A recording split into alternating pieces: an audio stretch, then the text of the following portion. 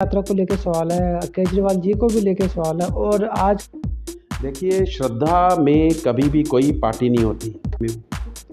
हम यहाँ के सामाजिक जीव हैं और समाज में रहना एक मेडिकल साइंस में मैं मानता हूँ कुछ भी चीज़ लो और हाई नहीं होती। हेल्थ कार्ड का यूज़ हो सकता है, आपने सारे कार्ड बना दिए, कितने लोग पे यूज़ हो रहा है, कितने लोग फ़ायदा उठा पा रहे हैं।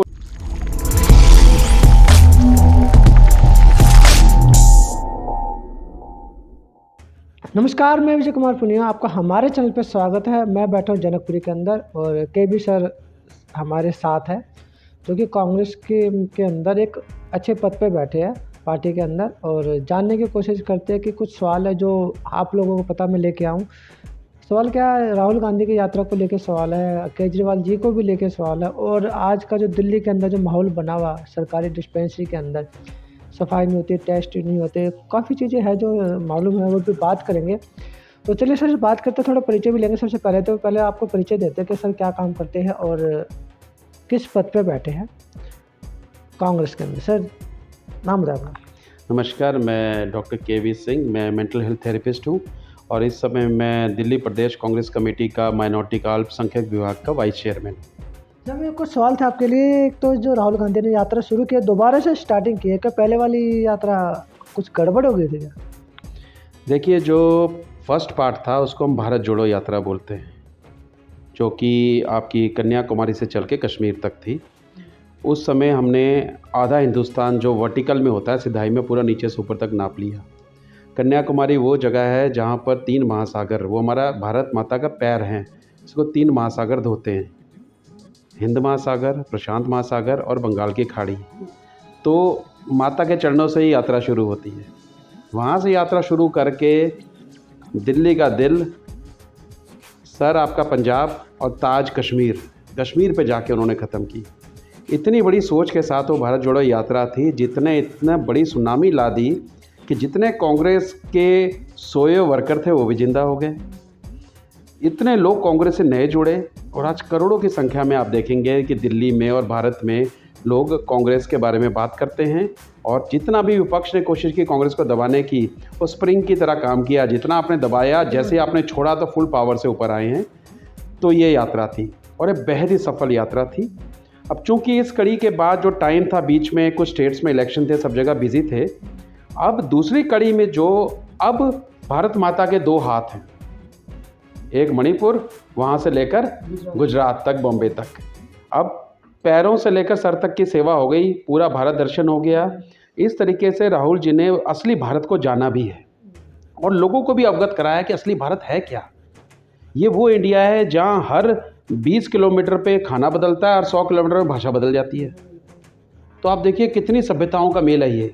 अब मणिपुर से शुरू हुआ। मणिपुर, आपको पता है मणिपुर की त्रासदी, और मणिपुर में आज भी डेट में भी लॉ एंड ऑर्डर की हालत बिल्कुल खस्ता है और कोई भी केंद्र सरकार भी और कोई भी सरकार इसका संज्ञान नहीं ले रही है। तो एक बहुत सही चीज़ थी। और अब ये भारत जोड़ो यात्रा नहीं, उसका एक्सटेंशन है भारत जोड़ो न्याय यात्रा, क्योंकि अब दरकार है, अब जरूरत है न्याय की। लोगों के ऊपर जितने अत्याचार हो रहे हैं, उनके दिमाग के ऊपर, उनके कामों के ऊपर, उनकी नौकरियां जा रही हैं, भ्रष्टाचार बढ़ रहा है, लेडीज़ की और जो महिला वर्ग की, उनकी इतनी ज़्यादा शोषण हो रहा है पूरे दुनिया में। मणिपुर में क्या होगा? कोई तो होगा जो उसकी सुनवाई करेगा। राहुल जी वो विजनरी लीडर हैं, उन्होंने मणिपुर से यात्रा स्टार्ट की। अभी देखिए नागालैंड कल पहुंची है। लाखों की तादाद में नॉर्थ ईस्ट में लोग हैं, छतों पे चढ़ के देख रहे लोग, छतों पे लोग सीढ़ियाँ लेकर धक्का मुक्की हो रही है। कोई फिल्म स्टार को देखने नहीं आता, लोग पैसे दे के लोग को बुलाते हैं। यहाँ लोगों का हुजूम देखा आपने इतनी ठंड के बावजूद? ये बदलाव है और यह है न्याय यात्रा। मैं ये चीज़ और जानना चाहता कि राम मंदिर के जो नोता आया था, उसको ठुकरा क्यों दिया आप लोगों ने? राम जी सबके हैं। हमारे में क्या कहते हैं, अव्वल अल्लाह नूर उपाया, कुदरत के सब बंदे, एक नूर से सब जग उपजे, कौ भले कौन मंदे। कोई बोले राम राम, कोई खुदाए, कोई सेवे गुसैया, कोई अलाहे अलाहे। सब भगवान, सब धर्म एक ही हैं। सब धर्म के ग्रंथ बात सिखाते दो, दुख होते दुख होता है, सुख होते सुख हो। क्या भगवान राम ने ये कहा है कि मैं इस डेट क्यों आपको आना कंपलसरी है? भगवान राम तो कण कण में है। भगवान राम तो हर जगह है, ऑक्सीजन की तरह हर जगह है। वो तो जीवन रेखा है हमारी। इसके लिए आप कंपल्शन क्यों कर रहे हैं? क्योंकि एक पॉलिटिकल पार्टी कंपल्शन कर रही है। जितना दिल से दिमाग से आज हर आदमी प्रभु श्री राम के साथ जुड़ा हुआ है। मतलब कि भारतीय जनता पार्टी इसका उद्घाटन कर रही है इसलिए मना कर रहे हैं या कुछ और कारण है? देखिए, श्रद्धा में कभी भी कोई पार्टी नहीं होती। अगर आप हर धर्म में देखें, हमारे में भी ना गुरु हरगोविंद साहब जी 2 तलवार रखते थे, मीरी और पीरी की। मीरी होती थी पॉलिटिक्स और पीरी होती थी पीर, जो आपका आस्था है, और 2 अलग म्यान होती थी, मिक्स नहीं होते थे। तो राजनीतिक और धर्म को कभी मिक्स नहीं करना चाहिए, अलग रखना चाहिए। इससे क्या होता है कि धर्म किसी का कॉपीराइट नहीं है। धर्म किसी का कॉपीराइट नहीं है। मन से, तन से हम अलग हैं, मन से सारे प्रभु श्री राम को मानते हैं, क्योंकि द्वापर युग से हैं प्रभु श्री राम, द्वापर युग से हैं। तो इसलिए मुझे लगता है कि राजनीति छोड़कर आप पहले जाएं बाद में जाएं। हमें तो ये सिखाया गया है कि अगर आप कोशिश करिए कि आप मंदिर गुरुद्वारा जाएं, नहीं हो पाया तो अपने कार्य को ही वही समझें कि आप प्रभु की पूजा कर रहे हैं। आप वृद्धों की सेवा कर दीजिए, आप हॉस्पिटल में सेवा कर दीजिए, आप गरीब को अन्न खिला दीजिए। इससे बड़ी पूजा क्या है? और जहाँ आस्था होती है, प्रभु राम तो खुद चल के आ जाते हैं। शबरी ने देखो पूरी ज़िंदगी इंतज़ार किया, वो शबरी के बेर खाने थोड़ी गए थे। प्रभु श्री राम ने कहा, उनको वो अंतर्यामी होते हैं, उन्हें पता होता है जहाँ हाई लेवल ऑफ एनर्जी होता है, मेरा परम भक्त है, वो उसको मोक्ष दिलाने गए थे। तो प्रभु तो हर जगह है। अगर हम प्रभु को एक क्लासीफाई करेंगे कि प्रभु के पास वहाँ जाना है तो वो गलत है, क्योंकि भगवान राम जी के तो करोड़ों मंदिर हैं दुनिया भर में। तो मुझे ऐसा लगता है कि राजनीतिक नहीं होना चाहिए। अगर राजनीतिक ना होता, सामाजिक होता, और हमारे देश के प्रधानमंत्री, यशस्वी प्रधानमंत्री ही कहते, सारी दुनिया जाती। नहीं, आप तो मोदी जी उद्घाटन भी नहीं कर रहे उसका। देखिए, अब इसके बारे में देखो, ये अब क्या है कि कहते ना, अति का भला ना बरसिए, अति का भला ना धूप, अति का भला ना बोलिए, अति का भला ना चुप। ज़्यादा बोलना भी नहीं चाहिए, ज़्यादा चुप भी नहीं रहना चाहिए। ज़्यादा बरसते हैं तो बारिश हो जाती है, ना बरसे तो सूखा पड़ जाता है। अब वो मीडिया ने इतना ज़्यादा इसको सेंसिटाइज कर दिया है, तो बाकी देखो, बीजेपी फेमस है, वो चौका नहीं मारती, वो छक्का मारती है स्टेडियम के बाहर। मैं तो मनोवैज्ञानिक हूँ, मुझे चीज़ समझ में आ रही है, लेकिन मैं चीज़ें यहाँ नहीं समझाना चाह रहा क्या हो रहा है। वो ठीक है, वो एक स्ट्रेटजी है, वो ठीक है, लेकिन ये अच्छी बात है। अगर आस्था में शंकराचार्य जुड़ें, वहाँ के लोग जुड़ें, उनका ज़्यादा जरूरी है। मोदी जी ने वो जो काम किया, उसमें कोई शक नहीं है कि भाई आपने प्राण प्रतिष्ठा करा रहे हैं। हम भी है, देखिए, इतने दुनिया जहाँ के हर पार्टी के लोग मुझे इनविटेशन देके गए हैं, वो इसलिए थोड़ी देके गए हैं कि मैं कांग्रेस में हूँ या आप में हूँ या बीजेपी में हूँ या समाजवादी पार्टी में हूँ। हम यहाँ के सामाजिक जीव हैं, और समाज में रहना, एक संगठन में रहना ही अच्छी बात होती है। तो भगवान राम सबके हैं, सारे फेस्टिवल इंडिया में एक साथ मनाए जाते हैं, तो इसको क्लासीफाई एक चीज़ में नहीं करना चाहिए। अच्छा, एक चीज़ होता है कि दिल्ली की जो डिस्पेंसरी है, जैसे मोहल्ला क्लिनिक है, मोहल्ला क्लिनिक में तो हुआ नहीं, जो दिल्ली की जो पुरानी डिस्पेंसरी है, उसमें अरविंद केजरीवाल जी ने ब्लड टेस्ट स्टार्टिंग किए थे। जो ब्लड के सभी टेस्ट होते थे फ्री ऑफ कॉस्ट किए थे। अब जो है वे टेस्ट बंद करा दिए उन्होंने। और फिर उसके अलावा कई डिस्पेंसरी में मैंने विजिट भी किया था, जैसे नंगली जालिब की डिस्पेंसरी है जनकपुरी के अंदर, जो नंगली गांव के अंदर आती है। स्टाफ भी नहीं है और ब्लड टेस्ट भी बंद हो गया, साफ़ सफाई भी नहीं होती। तो विधायक क्षेत्र के ध्यान क्यों नहीं रखते? देखिए, आपने जो अभी सब्जेक्ट छेड़ा है ना, जो विषय है, ये मेरे दिल के और दिमाग के बहुत करीब है, क्योंकि मैं मेडिकल फ्रेटर्निटी से हूँ। दूसरा, पिछली पार्टी में मैं, आपको पता है, मुख्यमंत्री प्रतिनिधि था, जिसने कोविड दिल्ली का देखा था, और ये सब चीज़ें मोहल्ला क्लिनिक्स में सब देखते थे। ये भी राजनीति का शिकार हो गई है पूरा। मतलब ये एक राजनीतिक हथकंडा ही बन गया, मोहल्ला क्लिनिक और ये सब चीज़ें, जिनमें जो सोच के इसको कराया गया था, वो सारा फेल हो गया, 100% कोलैप्स हो गया सिस्टम। अभी आप देखें, कुछ दिन पहले न्यूज़ थी कि बड़े बड़े दिल्ली के अस्पताल, जिसमें पश्चिम दिल्ली का DDU भी है, LNJP भी है, जीबी पंत भी है, यहाँ स्पूरियस मेडिसिन, नकली मेडिसिन मिली हैं। बताओ, नकली नहीं थे, लो स्टैंडर्ड क्वालिटी थी वे, जो उन्होंने बताया। सर ऐसा है, नकली होती है तो फिर पेशेंट मरता ना, नुकसान होता उनको। नकली मतलब ये नहीं है कि आपको जैसे पनीर नकली बन रहा है, खोया नकली बन रहा है। लो स्टैंडर्ड मतलब क्या होता है, आप खाने की बात नहीं कर रहे, आप लाइफ और डेथ, जीवन और मृत्यु की बात कर रहे हैं। जीवन और मृत्यु में अगर किसी को सॉर्बिटॉल चाहिए, किसी को रोजुवास्टिन चाहिए अपने दिल को, कोलेस्ट्रॉल को कम करने के लिए, और आपने वो लो स्टैंडर्ड की रख ली है, तो जहां आपको पोटेंसी 10 मिलीग्राम खानी है, आपको 40 मिलीग्राम, 100 मिलीग्राम खानी पड़ेगी।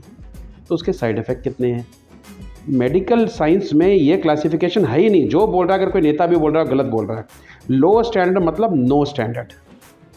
मतलब सर कम करती है सर आप जीवन और मौत की बात कर रहे हैं। आप जीवन और मौत में कम ज़्यादा नहीं, जीवन मौत में जो चाहिए वही चाहिए। अगर ज़्यादा पावरफुल होगी तो बंदे को कोलैप्स कर देगी, उसकी उसकी धमनियाँ फाड़ देगी, और अगर लो होगी तो असर नहीं करेगी। तो दोनों हालों में मौत निश्चित है। तो मेडिकल साइंस में मैं मानता हूँ कुछ भी चीज़ लो और हाई नहीं होती। अगर वो हाई और लो है तो वो ख़राब है। ये पनीर नहीं है, ये मार्केट में मिलता खोया नहीं है जिसको आपने पकड़ के चेक कर लिया, क्योंकि वो स्लो डेथ करता है। ये तो इमीडिएट डेथ करता है। तो ये बहुत बहुत सीरियस विषय है। अनफॉर्चुनेटली इस समय सारा देश किस किस चीज़ों में गुम है मुझे समझ नहीं आता। नांगली जालिब तो मेरे बहुत है। मेरी अपनी विधानसभा हरिनगर विधानसभा में है। मेरे दिल के चुनाव भी लड़े ना वहाँ से। मेरी मैडम वहाँ से चुनाव लड़ी हैं एमसीडी का, तो मेरे दिल के काफ़ी करीब है। और वहाँ पर जहाँ तक किराएदार विंग रहती है, किराएदार विंग रहती है, कुछ जाट्स रहते हैं, लेकिन किराएदार बेचारे बाहर से आए हैं, कितना कमाएंगे। वो जाते हैं डिस्पेंसरी में सोच के कि भाई हमारे को एक बजट में या फ्री में हमको इलाज हो जाए। अब फ्री में इलाज चाहिए, मौत थोड़ी चाहिए। तो थोड़ा सा देखना चाहिए। मुझे ऐसा लग रहा है कि इसमें संज्ञान लेने की बहुत ज़रूरत है, क्योंकि अगर और कोई भी चीज़ उसमें मान सकते हैं कि भाई करप्शन पानी में हुआ, करप्शन बसों में हुआ, उसकी इंक्वायरी हो रही है। लाइफ एंड डेथ में तो कोई करप्शन ही नहीं है ना, या आर या पार, मतलब ही नहीं है। इसमें तो सबसे स्ट्रिक्ट लॉ होने चाहिए मेरे हिसाब से। तो इसको संज्ञान लेने की ज़रूरत है एज अ रिस्पॉन्सिबल ऑपरेशन।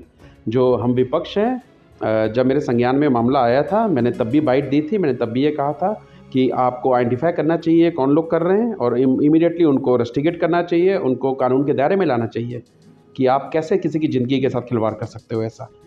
और सारे टेस्ट तो खून से शुरू होते हैं। टेस्ट ही सारे खून से शुरू होते हैं। अगर खून के टेस्ट नहीं हो रहे तो कहानी ख़त्म। आप इतना पैसा जा रहा है, कहाँ जा रहा है? आप 200 यूनिट क्या बिजली देते रहोगे फ्री? आप पानी फ्री दोगे? वहाँ पता चले अस्पताल में एडमिशन नहीं हो रहा, प्राइवेट में गया, एक दिन में लाख रुपए खर्च हो गया सारा काम 10 साल का बराबर। अच्छा 2024 में क्या मुद्दे होंगे आप लोग जिनको चुनाव, मतलब जिन मुद्दों को आगे रख के चुनाव लड़ोगे, क्या मुद्दे मतलब आगे रखोगे 2024 में मोदी जी के खिलाफ? सर ऐसा है, मेरी अपनी जो फिलॉसफी, मैं अपना बोल रहा हूँ, ये मैं ऑफिशियल पार्टी की तरफ से नहीं बोल रहा। मेरे पास इतना वक्त नहीं है कि मैं ऑपोजिशन देखूं वो क्या कर रही है। मेरे पास देश के लिए सोचने के लिए इतनी चीज़ें हैं कि मैं 10 मिनट उस पर बात कर सकता हूँ। भारत जोड़ो न्याय यात्रा जो है, उसका जो मैनिफेस्टो निकल कर आएगा, आप छोड़ दीजिए एक साइड को बीजेपी मोदी जी सब साइड रख दीजिए। मेरा पहला सरोकार है महंगाई से। अगर महंगाई, अभी आप सारा कुछ कर लीजिए, जिस दिन आपके सारे फंक्शन ख़त्म होंगे धार्मिक, भूखे भजन ना होई गोपाला, ये लो अपनी कंठी माला। भूखे तो भजन भी नहीं होता। वो कहते हैं जब पेट भरा हो। महंगाई, लोगों के पास खाने के लिए कुछ नहीं है। क्यों नहीं है? क्योंकि कमा के कौन लाएगा? जब नौकरी नहीं है तो कमा के क्या लाओगे? आपकी महंगाई इतनी, आपकी इन्फ्लेशन इतनी बढ़ गई, आप किताबें छोड़ दो, आप असलियत देखो। आज आप क्या सब्जी अफोर्ड कर सकते हो? पहले आप बटुए में लेके जाते थे पैसे और थैला भर के सब्जी लाते थे। अब आप थैला भर के पैसा लेके जाओ, बटुए में हाथ में सब्जी आ जाती है पॉलीथिन में। 2 किलो के पॉलीथिन में पूरे हफ्ते की सब्जी लाओगे। सरफा कर रहे हो ना आप कॉम्प्रोमाइज़ कर रहे हो ना लाइफ में। ये क्या, ये स्टैंडर्ड ऑफ लाइफ हमने 10 साल में देखा दिल्ली में, और 10 साल केंद्र की सरकार में। इसके लिए तो वोट नहीं दिया था किसी ने। पहले यही कहा गया ना कि दिल्ली सरकार ठीक है जी, वो हवा चली है, केंद्र में ऐसी सरकार लाओ जो देश को आगे बढ़ाए। देश तो आगे बढ़ा नहीं बढ़ा पता नहीं, कुछ लोग तो आगे जरूर बढ़ गए, लेकिन देश की जनता का क्या होगा जो पीछे हो गई है? नंबर 1। नंबर 2, हेल्थ का क्या किया आपने? कितने लोग ऐसे हैं जिनको हेल्थ कार्ड का यूज़ हो सकता है? आपने सारे कार्ड बना दिए, कितने लोग पे यूज़ हो रहा है, कितने लोग फ़ायदा उठा पा रहे हैं? आप तो कह रहे हैं कि खून की जांच नहीं हो रही है। जब एलिमेंट्री खून की जांच नहीं हुई तो आपको तो ग्लूकोज लगा के छोड़ देंगे वो, और ग्लूकोज आपको लगा दिया, पता चला आप डायबिटिक हो। जिसको बचना है वो भी खत्म हो जाएगा, क्योंकि जांचें नहीं हो पा रही हैं कि उसका HbA1c या शुगर कितना है उसका। नंबर 3, करप्शन, भ्रष्टाचार हर चीज़ पे। आप कह रहे हो लाइसेंसिंग ऑनलाइन हो गया, आप करके देख लो, आप अप्लाई करके देख लो फॉर्म, 1-1 साल तक कुछ नहीं होता, सबके एजेंट बने हुए हैं। चौथा आप ले लो धार्मिक उन्माद जो हो रखा है। ये हिंदू मुस्लिम सिख ईसाई पारसी जैन बुद्धिस्ट सारे सब हम एक साथ रहने वाले जीव हैं। हम अकेले सर्वाइव ही नहीं कर सकते। हम अकेले सर्वाइव करेंगे आपस में लड़ लोगे तो क्या तरक्की हुई? कितनी फैक्ट्रियां लग गई, कितने लोगों को रोजगार मिला? अमीर अमीर हो गया, गरीब खत्म हो गए, अब गरीब नहीं खत्म हो रहा, अब गरीब खत्म हो रहा है, गरीबी खत्म नहीं हो रही है। सबसे बड़ी प्रॉब्लम ये है। तो ये थे केबी सर जो दिल्ली के माइनॉरिटी कमीशन के अध्यक्ष हैं कांग्रेस पार्टी से। तो काफ़ी सारे मुद्दों की बात हमने इनसे की है। महंगाई को लेके सबसे बड़ा एक मुद्दा है जो कि शायद 22 जनवरी के बाद लोग त्राहिमाम करने लगेंगे और अपनी आवाज़ उठाने लगेंगे कि हमें रोज़गार और महंगाई से बचाया जाए, जो 2024 में शायद आने वाले 3 महीने के बाद ये मुद्दे होंगे। तो मैं विजय कुमार पुनिया, मुझे दीजिए इजाज़त। धन्यवाद।